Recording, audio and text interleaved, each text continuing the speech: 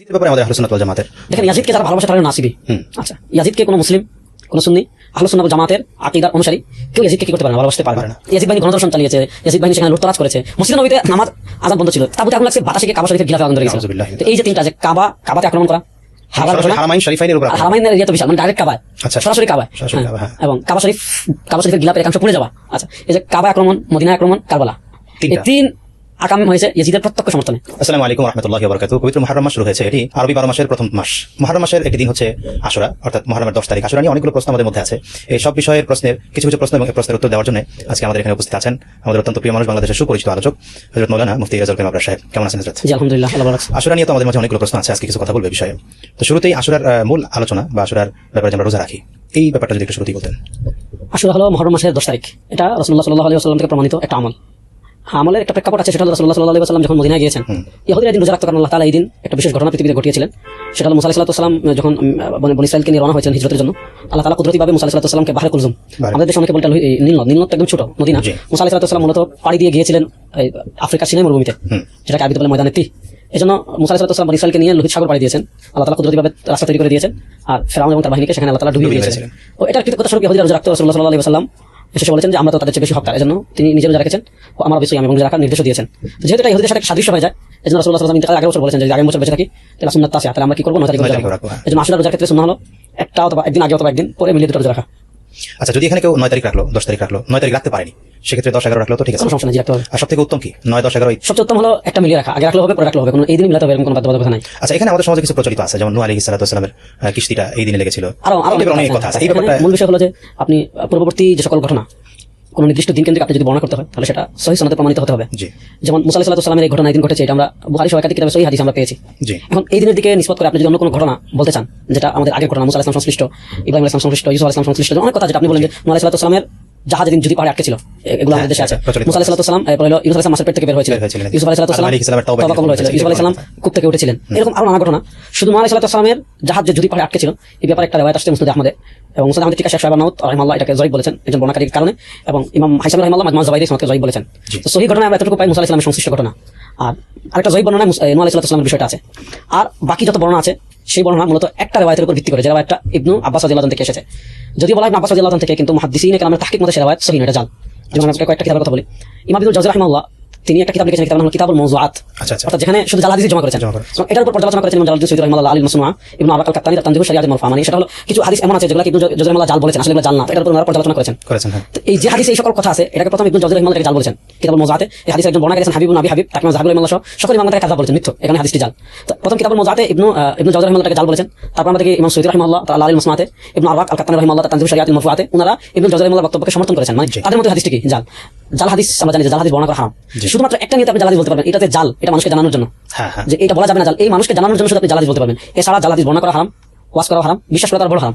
তো আশুরা কেন্দ্রিক এটাই শুধু প্রমাণিত যে মুসা আলাইহিস সালাম আল্লাহ দিন বাঁচিয়েছেন, সহিহ সনদে এটাই, সহিহ সনদে নূহ আলাইহিস সালামের কথা আছে। আর বাক্স ভিত্তিক এগুলো বলা যায় না, এবং মানুষকে ব্যাপারে সতর্ক করা উচিত যাতে মানুষগুলো বিশ্বাস না করে। আচ্ছা, আরেকটা বিষয় আশুরার ক্ষেত্রে আমরা যেটা দেখি, রাসূলুল্লাহ সাল্লাল্লাহু আলাইহি ওয়াসাল্লামের ইন্তেকালের পরে হযরত হুসাইন রাদিয়াল্লাহু আনহুকে নিয়ে যেটা হলো কারবালার ঐতিহাসিক মর্মান্তিক ঘটনা। আমি আপনার কাছে যেটা বলবো সেটা হচ্ছে এই কারবালার ঘটনার কারণে ইসলামে নতুন কোনো ইবাদত যুক্ত আছে কিনা, যেমন আসলে আমরা শুধু জানি রোজা, এটা নফল, এই টাইপের কোনো ইবাদত যুক্ত আছে কিনা বা যুক্ত হলো কিনা। দেখেন, ইবাদতের ক্ষেত্রে ইসলামের একটা মৌলিক মূলনীতি আছে, কোনো দিবসকে কেন্দ্র করে আপনি চাইলে নিজের মতো কোনো ইবাদত বানাতে পারবেন না। ইবাদতের আসল ইবাদত আত-তাওকিফ, এটা হলো 4 মাযহাবের একটা গুরুত্বপূর্ণ মূলনীতি, অর্থাৎ কোন ইবাদত কোনটা ইবাদত হবে কোনটা না, কোন ইবাদত কখন করবেন, কতটুকু করবেন, কি পরিমাণ করবেন, এগুলা ভিত্তি হলো তাওকিফি, মানে আল্লাহ তাআলা এবং রাসূলুল্লাহ সাল্লাল্লাহু আলাইহি ওয়াসাল্লাম থেকে যেগুলো প্রমাণিত আমরা এগুলো করতে পারবো। তো কারবালা কেন্দ্রিক কোনো ইবাদত, কারবালা রাসূলুল্লাহ সাল্লাল্লাহু আলাইহি ওয়াসাল্লাম 11 হিজরিতে ইন্তেকাল করেছেন, তারপরে মুআবিয়া রাদিয়াল্লাহু আনহু ইন্তেকালের পরে আপনার সম্ভবত 61 হিজরি বা 62 হিজরি, আমি যতটুকু মনে পড়ে কারবালার ঘটনা কি ঘটেছে। তো কারবালা কেন্দ্রিক কোনো বিশেষ ইবাদত এগুলো শিয়াদের কাজ। আহলে সুন্নাহ ওয়াল জামাত বা সুন্নি মুসলমানদের সাথে কারবালা কেন্দ্রিক ইবাদতের কোনো সম্পর্ক নাই। এবং সালেফ সালেহিন থেকে খুদ হযরত হুসাইন রাদিয়াল্লাহু আনহু শহীদ হওয়ার পর আহলে বাইতের তো অনেক সদস্য জীবিত ছিলেন, এবং অনেক বড় বড় সাহাবীরা তখন কি ছিলেন, জীবিত ছিলেন। তো এগুলো শিয়ারা ছাড়া কারো থেকে কোনো ইবাদত প্রমাণিত না। শিয়ারা মাতাম করে, আমরা দেখেছি কারবালার দিন তাজিয়া মিছিল করে, এবং আপনি এটা তো এখন তো তাজিয়া মিছিলটা নিয়ে আরো ক্লিয়ার করা, তাজিয়া মিছিলটা আমাদের দেশে তো খুব হয়, আমাদের দেশে বলতে যারা শিয়া আছে এরা করে, যেমন বিভিন্ন দেশে আপনি দেখবেন, বাংলাদেশে এগুলো হয় যে ঢাল অস্ত্র দিয়ে হাই হুসাইন শিকল দিয়ে পিটানো, শরীরে কি করে রক্তাক্ত করে ফেলে। দেখেন হুসাইন রাদিয়াল্লাহু তাআলা আনহু তিনি আহলে বাইতের অন্যতম সদস্য, রাসূলুল্লাহ সাল্লাল্লাহু আলাইহি ওয়াসাল্লামের পরিবারের অন্যতম সদস্য। আহলে বাইতকে ভালোবাসা আহলে সুন্নাহ ওয়াল জামাতের গুরুত্বপূর্ণ আকীদা। আহলে বাইতের প্রতি বিদ্বেষ এটা হলো এটা হলো আপনার এটা হলো সাহাবায়ে কেরামের প্রতি বিদ্বেষ। যারা সাহাবায়ে কেরামকে ঘৃণা করে তারা শিয়া রাফিজি, আর যারা আহলে বাইতকে ঘৃণা করে তারা নাসিবি। নাসিবিরা দেখবেন হুসাইন রাদিয়াল্লাহু তাআলার এই কারবালাকে যাওয়া এটাকে নানাভাবে ভুল প্রমাণিত করার কি করে চেষ্টা করে। তো হুসাইন রাদিয়াল্লাহু তাআলাকে ভালোবাসা এটা হলো ঈমান। তো হুসাইন রাদিয়াল্লাহু তাআলা আনহু কারবালায় শহীদ হয়েছেন অত্যন্ত নির্মমভাবে, আহলে বাইতের অনেক গুরুত্বপূর্ণ সদস্য শহীদ হয়েছেন, এর জন্য আমরা ব্যথিত। প্রশ্ন হলো এখানে একটা মৌলিক বিষয় হলো মাতম করা। হ্যাঁ হ্যাঁ ইসলামে মাতম হারাম। রাসূলুল্লাহ সাল্লাল্লাহু আলাইহি ওয়াসাল্লাম বলেছেন সাউতান মালউনান ফিদ দুনিয়া ওয়াল আখিরাহ। মুসলিম বাজারে এসেছে দুটো আওয়াজ দুনিয়া এবং আখিরাতে অভিশপ্ত। একটা হলো বাজনার আওয়াজ, একটা হলো মাতমের আওয়াজ। আচ্ছা আচ্ছা আবার রাসূলুল্লাহ সাল্লাল্লাহু আলাইহি ওয়াসাল্লাম বলেছেন যারা মাতম করে তারা আমার দলভুক্ত না। তো মাতমের কোনো বিধান ইসলামে নেই। নেই 12 মাসের করণীয় পর্যন্ত নিয়ে ইমাম ইবনে রাজব হাম্বলী রাহিমাহুল্লাহ 795 তে ইন্তেকাল করেছেন। তার একটা বই আছে লাতাইফুল মাআরিফ ফি মালি মাওয়াসিম মিনাল আম মিনাল ওয়াযাইফ।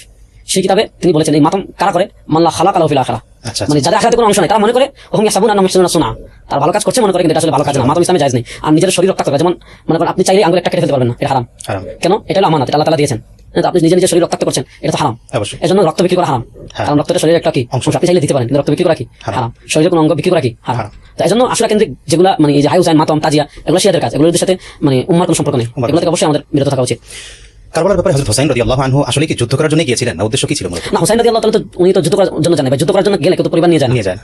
মূলত এখানে হুসাইন রাদিয়াল্লাহু তাআলা আনহু ইয়াজিদের বায়াত নেননি। এটা হলো মূল হুসাইন রাদিয়াল্লাহু তাআলা নেননি, আব্দুল্লাহ ইবনে জুবাইর রাদিয়াল্লাহু তাআলা নেননি, মক্কা মদিনার অনেকেই নেননি। আবার উম্মার এক বৃহৎ অংশ অনেক সাহাবী বায়াত নিয়েছেন ফিতনা থেকে, যাতে নতুন ফিতনা সৃষ্টি না হয়। তো হুসাইন রাদিয়াল্লাহু তাআলা যেটা চেয়েছিলেন যে ইসলামের যে খেলাফত নির্বাচনের যে পদ্ধতিটা যেন রাজতন্ত্রের রূপান্তর না হয়, মানে পারিবারিক ধারায় রূপান্তরিত না কারণে হুসাইন রাদিয়াল্লাহু তাআলা আনহু ইয়াজিদ থেকে খেলাফতের অধিক যোগ্য, এটা কোনো সন্দেহ নেই। অবশ্যই এটা তো সবাই একমত। তো হুসাইন রাদিয়াল্লাহু তাআলার কাছে কুফার মানুষ একের পর এক চিঠি লিখেছে তাকে সেখানে যাওয়ার জন্য। কারণ আপনি জানেন যে আলী রাদিয়াল্লাহু তাআলা আনহু খলিফা হওয়ার পর তিনি কুফা হিজরত করেছিলেন এবং কুফা কি করেছিলেন রাজধানী বানিয়েছিলেন, সেখানে তিনি শহীদ হয়েছেন, সেখানেই তার মাজার। তো যখন কুফার মানুষ বারবার চিঠি লিখছে যে আপনি আসেন আমরা আপনার হাতে বায়াত হবো, তখন তিনি তার চাচাতো ভাই মুসলিম ইবনে আকলকে পাঠিয়েছিলেন। তো তিনি সেখানে পরিবেশ ভালো দেখেছেন, তারপর চিঠিও লিখেছেন। তো সেই চিঠির প্রেক্ষিতেই মূলত হোসেন রাদিয়াল্লাহু তাআলা রওনা হয়েছিলেন। কিন্তু তখন তার যোগ্যতা আপডেট ছিল না, মুহূর্তের ভিতরে খবর পাওয়া সম্ভব ছিল না। তো মুসলিম ইবনে আকল চিঠি লেখার পরে কিন্তু কুফার অবস্থা আস্তে আস্তে চেঞ্জ হয়ে গিয়েছিল। তো হোসেন রাদিয়াল্লাহু তাআলার দায়িত্ব ছিল কুফা যাওয়া, তিনি কিন্তু ইয়াজিদ বাহিনীর সাথে যুদ্ধ করার জন্য যান। কিন্তু ইয়াজিদ বাহিনী এবং শেষ পর্যন্ত হোসেন রাদিয়াল্লাহু তাআলা বলেছিলেন যে আমি অন্যদিকে চলে যাই, হিজাজে চলে যাই, দিমাশকের দিকে চলে যাই, আমি তোমাদের সাথে কি করবো না। কিন্তু তারপর তারা বাধ্য করে তাকে কি করেছিল, সর্বশেষে তিনটা শর্ত দিয়েছিলেন, এর ভিতরে একটা ছিল যে ফিরে যাবো। কিন্তু তারা তাকে যুদ্ধ করতে বাধ্য করলো, তিনি যুদ্ধের জন্য যাননি। আচ্ছা হযরত মুআবিয়া রাদিয়াল্লাহু আনহু তিনি তো কাতিবে ওয়াহী ছিলেন। অবশ্যই মুআবিয়া রাদিয়াল্লাহু তাআলা কাতিবে ওয়াহী, এটা আমাদের কথা না। মুআবিয়া রাদিয়াল্লাহু তাআলা কাতিবুল ওয়াহী এটা মুসনাদ আহমদে আছে। আহমদ বিন হাম্বল রাহিমাহুল্লাহ মুসনাদ আহমদের হাদিস বর্ণনা করতে মুআবিয়া রাদিয়াল্লাহু তাআলার নামের সাথে শব্দ আসছে ওয়াকানা ইয়াকতুবুল ওয়াহইয়া। যে মুআবিয়া রাদিয়াল্লাহু তাআলা কি লিখতেন? ওয়াহী লিখতেন। ইমাম বাইহাকী রাহিমাহুল্লাহ তিনি একটা কিতাব আছে তার দালাইলুন নবুওয়া, সেই দালাইলুন নবুওয়াতে তিনি স্পষ্ট ভাষায় লিখেছেন যে মুআবিয়া রাদিয়াল্লাহু তাআলা কি ছিলেন? ওয়াহী লেখক ছিলেন। ইমাম ইবনে জাহিদ রাহিমাহুল্লাহ 973 তে ইন্তেকাল করেছেন। তার লিখিত একটা কিতাব তাকফিরুল জিনান ওয়াল লিসান আন সালবি মুআবিয়া ইবনে সুফিয়ান মুআবিয়া ইবনে আবি সুফিয়ান, সেই কিতাবে তিনি একটা পরিচ্ছেদই নিয়ে আসছেন ফাসলুন ফি কিতাবাতিল ওয়াহী, তিনি যে ওয়াহী লেখক, এটা একটা মানে সত্য কথা। হযরত মুআবিয়া রাদিয়াল্লাহু আনহু কাতিবুল ওয়াহী ছিলেন। হযরত মুআবিয়া রাদিয়াল্লাহু আনহুর ব্যাপারে আমাদের আহলুস সুন্নাত ওয়াল জামাতের আকীদা কি হওয়া দরকার? সকল সাহাবীদের ব্যাপারে যে আকীদা, মুআবিয়া রাদিয়াল্লাহু তাআলার ব্যাপারে সেই আকীদা। এখানে তো অনেকে প্রশ্ন করে যে ইয়াজিদকে তার ছেলেকে সে নিজে ঘোষণা করে বসায় দিয়ে গেছেন। এজন্য হযরত মুআবিয়া রাদিয়াল্লাহু আনহু সাহাবী হওয়ার পর তার ব্যাপারে কিছু ইশকাল আছে, যে এই বিষয়টা ক্লিয়ার হওয়া দরকার। শেষকাল যেটা যারা করে, প্রথম কথা হলো সাহাবীরা মাসুম না, সাহাবীদের থেকে গুনাহ সাদির হয়েছে, তবে গুনাহ সাদির হওয়ার পর আল্লাহ তাআলা তাদেরকে মাফ করে দিয়েছেন।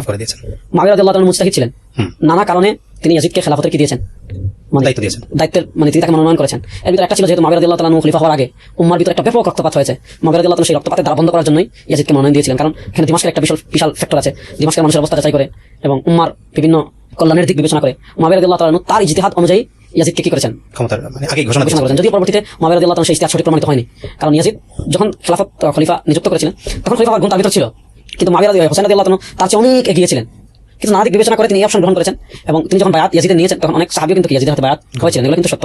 কিন্তু স্বাভাবিকভাবে ক্ষমতা পাওয়ার পর ইয়াজিদের আগের যে চেহারা সেটা পরিবর্তন হয়ে গিয়েছিল এবং মুআবিয়া রাদিয়াল্লাহু তাআলা আলিমুল গায়ব না, অবশ্যই। তার কারণে তার ইজতিহাদ যদি ভুল হয় এবং ইজতিহাদ সঠিক না উলামা ইকরাম লিখেছেন, তো তিনি কিন্তু একটা কি হবেন, সবের কি হবেন, অধিকারী হবেন। এই তার মানে মুজতাহিদের ভুল ইজতিহাদের কারণে তার নিন্দা করা যায় না, তার সমালোচনা করা যায় না, সেখানে তো সাহাবাদের সমালোচনা করার তো প্রশ্নই আসে না। অবশ্যই ইয়াজিদের ব্যাপারে আমাদের আহলুস সুন্নাত ওয়াল জামাতের দেখেন, ইয়াজিদকে যারা ভালোবাসে তারা নাসিবী। আচ্ছা, ইয়াজিদকে কোনো মুসলিম, কোনো সুন্নি, আহলুস সুন্নাত ওয়াল জামাতের আকীদার অনুসারী কেউ ইয়াজিদকে কি করতে পারে না, ভালোবাসতে পারে না। কেন পারে না? ইয়াজিদ 3 বছর 7 মাস কতদিন খলিফা ছিল। ইয়াজিদের খেলাফতের আমাদের একটা ঘটনা আমরা জানি যে সে তার ক্ষমতার জন্য, তার চেয়ারের জন্য হোসেন রাদিয়াল্লাহু তাআলা হুমকি মনে করেছে এবং ইয়াজিদের পরোক্ষ সমর্থনে কারবালায় অত্যন্ত নির্মমভাবে হোসেন রাদিয়াল্লাহু তাআলা আহলে বাইতের অনেক সদস্য ছিলেন, সবাইকে কি করা হয়েছে, শহীদ করা হয়েছে। ইয়াজিদ শুধু কারবালার ঘটনার কারণে ইয়াজিদকে আমরা মানে ভালোবাসি না, ব্যাপারটা এমন না। এছাড়াও ইয়াজিদের 3 বছরের খেলাফতে আরো 2টা ঘটনা ঘটেছে হৃদয় বিদারক। তার ভিতরে একটা হারার ঘটনা, এটা আমরা অনেকে জানি না। হারার ঘটনা হলো কারবালার ঘটনার পর যখন মদিনায় খবর আসছে যে হযরত হোসেন রাদিয়াল্লাহু তাআলা আনহু এবং তার পরিবারের বেশিরভাগ সদস্য কারবালায় শহীদ হয়ে গিয়েছেন, ইয়াজিদ বুঝেছে যে এটা কি মানে মদিনা, এটা তো একটা বিদ্রোহের আগুন জ্বলে উঠবে। তখন সে কি করেছে, মদিনার অনেক মানুষকে দাওয়াত দিয়ে দিমাশকে নিয়ে গিয়েছে, সে তাদেরকে তুষণ করেছে, খুব মেহমানদারি করেছে, তুষণ করেছে। এটা কিন্তু উল্টা হয়েছে, মানে এটা এদের অন্তরে বিদ্রোহের আগুনকে আলো কি করে দিয়েছে, জ্বালিয়ে দিয়েছে। হ্যাঁ, ওনারা মদিনায় আসার পর ওনারা ইয়াজিদের যে বায়াত করেছেন এটা থেকে ওনারা নিজেরা মারাত ঘোষণা করেছেন। তো ইয়াজিদ তাদেরকে শাস্তি করার জন্য সে বাহিনী পাঠিয়েছে।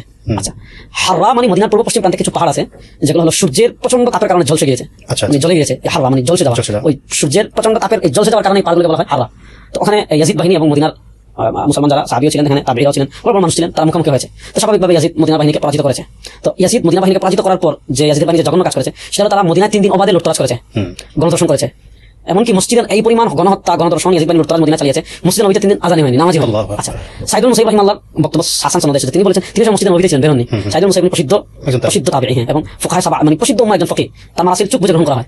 তিনি বলেন যে আমি যখন মসজিদের নবীতে তো ইয়াজিদের বাহিনী বাইরে লুটতরাজ করতেছে, ধর্ষণ করতেছে এবং মদিনা বাহিনীর উপর জুলুম করতেছে, তো মসজিদের নবীতে কেউ আসা সাহসই করতেছে না। তখন উনি বলেন আমি যখন রাসূলুল্লাহ সাল্লাল্লাহু আলাইহি ওয়াসাল্লামের রোজার পাশ দিয়ে যেতাম, রাসূলুল্লাহ সাল্লাল্লাহু আলাইহি ওয়াসাল্লামের রোজা থেকে গুনগুন নামাজ পেতাম। আচ্ছা, এই যে একটা বিশাল কারণ ইয়াজিদ বাহিনী মদিনায়, রাসূলুল্লাহ সাল্লাল্লাহু আলাইহি ওয়াসাল্লাম তাদের উপর মানে অভিশাপ দিয়েছেন, যারা মদিনার ভীতি সঞ্চার করবে, মানে মদিনাবাসীদেরকে ভয় দেখাবে, মদিনার আনসারদেরকে যারা জীবনকে যারা মানে ভীত করবে, তাদেরকে অভিশাপ দিয়েছেন। সেখানে ইয়াজিদ বাহিনী গণধর্ষণ চালিয়েছে, ইয়াজিদ বাহিনী সেখানে লুটতরাজ করেছে, মসজিদের নবীতে নামাজ আযান বন্ধ ছিল, তাকে ঘৃণা করার জন্য এতটুকু যথেষ্ট। আচ্ছা, এরপরে এটা ছিল আপনার 63 হিজরির ঘটনা। হ্যাঁ, এরপরে যারটা দেবীর ঘটনা, তখন মক্কা ছিলেন, তো আব্দুল্লাহ ইবনে জুবাইর রাদিয়াল্লাহু তাআলা সাধারণত আব্দুল্লাহ ইবনে জুবাইর রাদিয়াল্লাহু ওই সাহাবী হিজরতের পরে রাসূলুল্লাহ সাল্লাল্লাহু আলাইহি ওয়াসাল্লাম যখন সাহাবায়ে কেরামকে মদিনায় হিজরত করে এসেছেন, মদিনার ইহুদিরা তো চূড়ান্ত পর্যায়ে বাজে লোক ছিল, এরা একটা অপপ্রচার মদিনা ছড়িয়ে দিয়েছে যে যারা মক্কা থেকে আসছে এরা সন্তান হবে না। আচ্ছা আচ্ছা আচ্ছা, সন্তান হবে না, ইয়াসরিবের জ্বর এদেরকে নির্বংশ করে দিয়েছে। তো স্বাভাবিকভাবে সন্তান মানে আল্লাহ এমন ভাবে অপপ্রচার ছড়িয়ে দিয়েছে যে কিছু সচল মানুষ থাকে। তো তখন প্রথম মানে যিনি জন্মগ্রহণ করেছেন তিনি আব্দুল্লাহ ইবনে জুবাইর রাদিয়াল্লাহু তাআলা, তাকে নিয়ে সাহাবারা কি করেছিলেন, উৎসব করেছিলেন তাকে নিয়ে। রাসূলুল্লাহ সাল্লাল্লাহু আলাইহি ওয়াসাল্লাম খুব আদর করতেন তাকে। তো তিনি তো ইয়াজিদের বায়াত করেননি, তো তিনি জানেন যে ইয়াজিদ চাপ দিবে, এজন্য তিনি মদিনা থেকে মক্কা চলে গিয়েছেন, ডাইরেক্ট কাবায় থাকতেন। এতটুকু ধারণা করেছিলেন যে ইয়াজিদ কাবায় কি করবে না, অভিযান পরিচালনা করবে না। কিন্তু 64 হিজরিতে ইয়াজিদ বাহিনী কাবা কি করেছে, আব্দুল্লাহ ইবনে জুবাইর রাদিয়াল্লাহু তাআলা সহ অন্যান্যদেরকে মানে বায়াত করার জন্য মক্কা অভিযান চালিয়েছে এবং কাবার পাশে যে জাবাল আবু কুবাইস আছে, সেই জাবাল আবু কুবাইস দখল করে জাবাল আবু কুবাইস থেকে মানে কাবার ভিতরে পাথর মারছে মাথাফে। তখন হযরত মিসা ইবনে মাখরামা রাদিয়াল্লাহু তাআলা তওয়াফ করছিলেন বা তিনি মাথাফে ছিলেন, ওখানে তিনি শহীদ হয়ে গিয়েছেন। আচ্ছা আচ্ছা আব্দুল্লাহ ইবনে জুবাইর রাদিয়াল্লাহু তাআলা কাবার ভিতরে, তো এই যে পাথর যে মারছে না, পাথর মারার কারণে কাবা শরীফের অনেক অংশ কি হয়েছিল, ভেঙে গিয়েছিল, ধসে গিয়েছিল। তখন একবার প্রচন্ড বাতাস দিচ্ছে, ওই পাহাড় থেকে ইয়াজিদের বাহিনীর একশন তীরের সামনে আপনার ইয়ে লাগিয়ে তীরের কাপড়ে আগুন লাগিয়ে মারছে আব্দুল্লাহ ইবনে জুবাইর রাদিয়াল্লাহু তাআলার ইয়েকে মানে তাবুকে উদ্দেশ্য করে, তাবুতে আগুন লাগছে, বাতাসে কাবা শরীফের গিলাফে আগুন ধরে গেছিল। তো এই যে তিনটা যে কাবাতে আক্রমণ করা, হারামাইন শরীফাইনের উপর হারামাইনের এরিয়া তো বিশাল, মানে ডাইরেক্ট কাবায়, সরাসরি কাবায়, এবং কাবা শরীফের গিলাফের একাংশ পুড়ে যাওয়া। আচ্ছা, এই যে কাবা আক্রমণ, মদিনা আক্রমণ, কারবালা, এই 3 আকাম হয়েছে ইয়াজিদের প্রত্যক্ষ সমর্থনে। তো এই 3 আকামের কারণে ইয়াজিদকে কোনো মুসলমান তাকে ভালোবাসতে পারে না। তাকে নিন্দা করা যাবে কিনা, ইমামগণ এমন আছেন যে ইয়াজিদকে নিন্দা করার পক্ষে কিতাব লিখেছেন, কিন্তু আমরা নিন্দা করি না, তাকে গালিগালাজ করি না, বাকি তাকে আমরা ভালোবাসি না। আমাদের সর্বোচ্চ ঘৃণা তার প্রতি আমাদের অন্তরে আছে। কিন্তু আমাদের রাসূলুল্লাহ সাল্লাল্লাহু আলাইহি ওয়াসাল্লাম একটা বৈশিষ্ট্য ছিল, আমি এখন লাআনান, রাসূলুল্লাহ সাল্লাল্লাহু আলাইহি ওয়াসাল্লাম কি ছিলেন, অভিশপ্ত ছিলেন। ইয়াজিদের ব্যাপারে আমরা যেটা বলি সেটা হলো সে তার খেলাফতে আমরা যে আকামগুলো ঘটিয়েছে, আল্লাহ যেন সকল আকামের যথোপযুক্ত বদলা তাকে দেন। আমিন।